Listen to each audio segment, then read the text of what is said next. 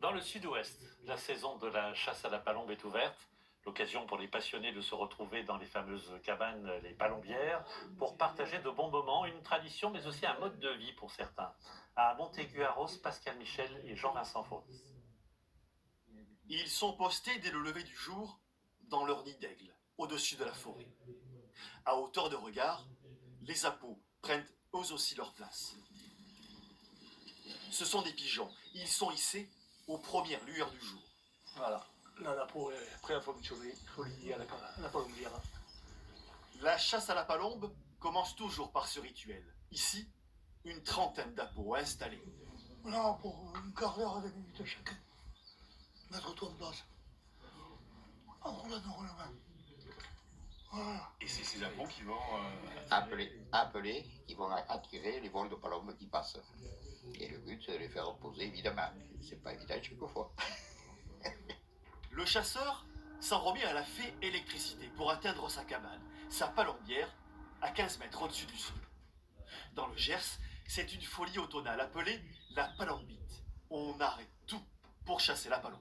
C'est mes vacances et je prends 1 mois et demi spécialement pour les palombes. 1 mois et demi. 1 mois et demi, oui. Je travaille bien l'été aussi, je fais de longues journées pour pouvoir bénéficier de mes vacances au mois d'octobre-novembre pour les palombes.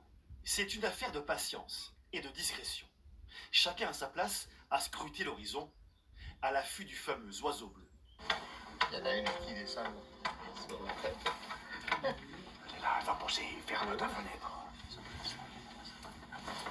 Ils sont coriaces, hein. Ça m'aligne, hein, les palombes. Pas bouger, pas parler.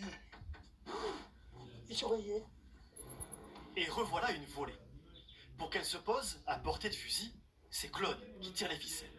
Des kilomètres de câbles reliant la cabane aux apos qui transforment le chasseur en marionnettiste.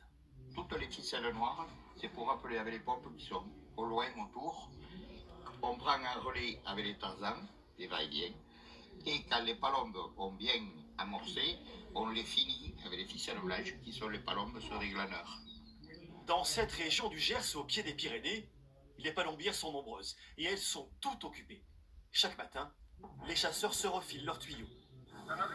Et ouais, nous on en voit un peu dur, et on a vu des palombes. Au bout du fil, Jean-Michel, planqué quelque part dans ses bois. On a une belle vue, voilà, le soleil, il manque que les palombes. Et bon, elles vont arriver. Oui, patience. Elles sont toujours arrivées. De toute façon, il y a toujours quelque chose dans une palombière pour tuer le temps. Écoute la musique.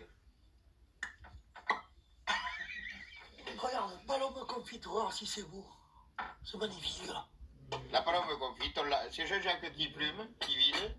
Moi après, je les sale, je les poivre. Je les laisse Et après, on les bouffe. pendant 6-8 heures. Et ensuite, je les fais cuire dans de la graisse de canard. Et après, c'est bon appétit. Ne jamais quitter l'horizon du regard. Même pendant le repas, le palombaire reste à l'affût de cet oiseau au reflet bleuté qui fait naître chez tous les chasseurs du sud-ouest cette passion que l'on appelle aussi la maladie bleue.